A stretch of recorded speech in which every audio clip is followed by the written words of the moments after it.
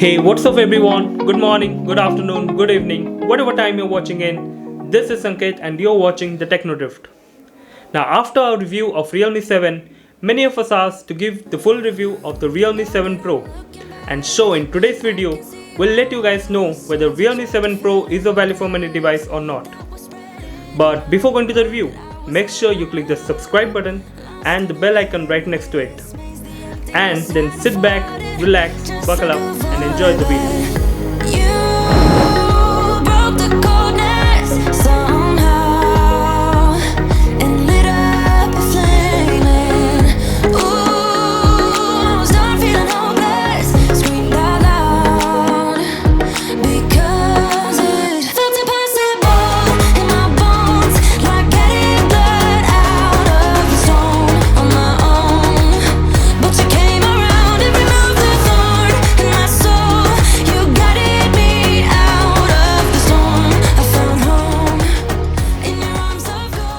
Now I hope you enjoyed the intro, and if you did, then let us know in the comment section below.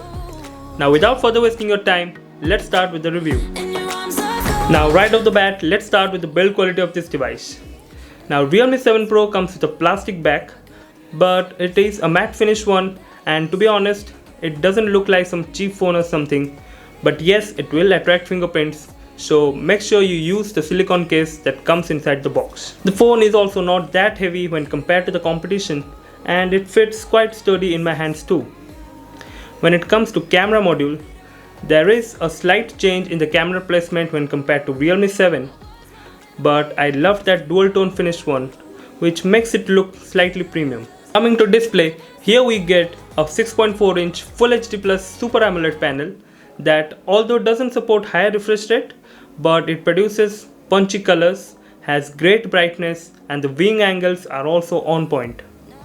Well, honestly, I prefer an AMOLED display rather than a higher refresh rate LCD display, but that is something of personal preference. The display is protected by Corning Gorilla Glass 3, so make sure you use a good quality screen protector. Now when it comes to content consumption, the phone supports wideband L1, so you can watch HD or Full HD videos in Prime Video and Netflix. Now coming to cameras, there is a quad camera array which holds a 64 megapixel Sony IMX682 sensor along with an 8 megapixel ultra wide, a 2 megapixel depth and a 2 megapixel macro sensor. The primary cameras have good color signs, great details and good dynamic range. Well, with the wide angle shots, the photos are a bit darker when compared to the shots taken from the primary cameras.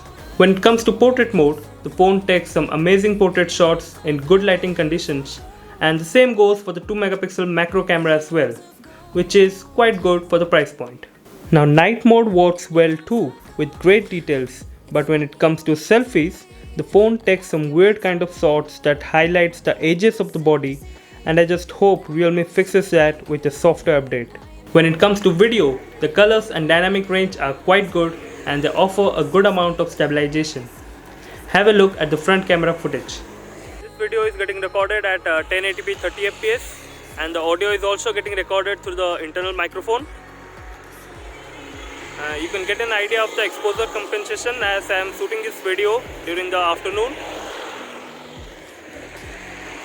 Now I am walking and you can get an idea of the video stabilization as well. So yeah, this was the video footage from the front camera of Realme 7 Pro. Now talking about software part, you get greeted with Realme UI on top of Android 10. Now Realme UI is full of customization, but it also has some bloatwares and ads. But thankfully you can disable it with a single click, unlike Xiaomi's MIUI. Now let's check what Realme 7 Pro has under the hood. It comes with Snapdragon 720G, that is a 8nm chipset, along with up to 8GB of LPDDR4X RAM and up to 128GB of UFS 2.1 storage. That is also expandable via microSD card up to 256GB. Well, to be honest, I was very disappointed with the performance of this phone. The phone was very laggy and it showed stutters all over the UI.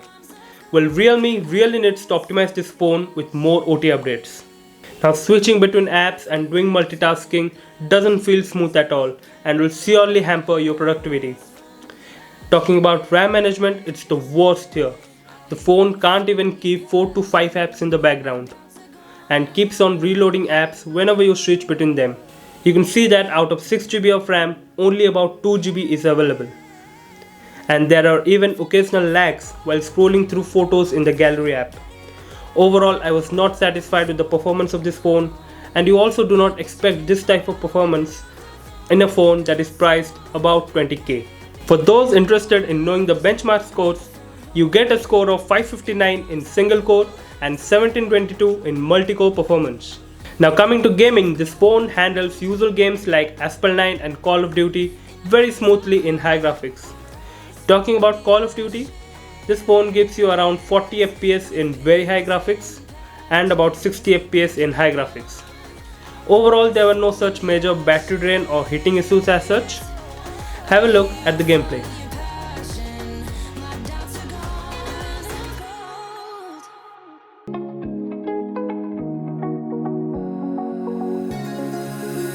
Now that I'm looking back, I can see all the signs I tried to fill in the cracks that were spread in my mind, but I was all out of hope, lost in an endless maze. The emptiness had unfolded just like a void, but you broke the coldness somehow and lit up a flame. And ooh, I was done feeling hopeless, screamed out loud because it felt impossible in my bones, like getting blood out of the stone on my own.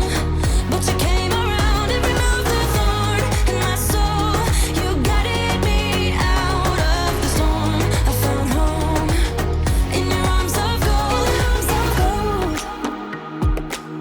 in your arms of gold,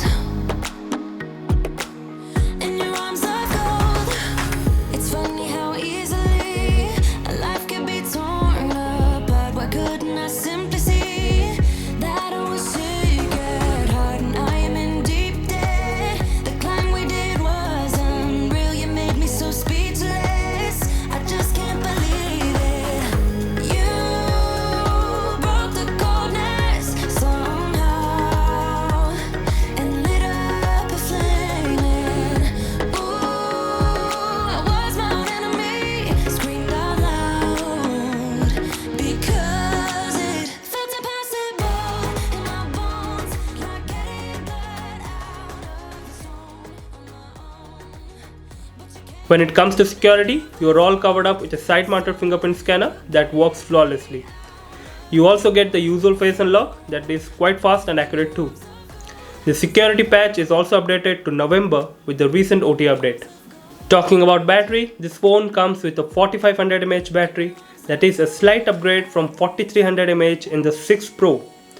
And in my usage, it easily lasted for a day with an average screen on time of 5 to 6 hours, which is not something extraordinary, but Realme has compensated to this and provided a 65 watt charger inside the box that fully charges your phone from 10 to 100% in just 30 minutes.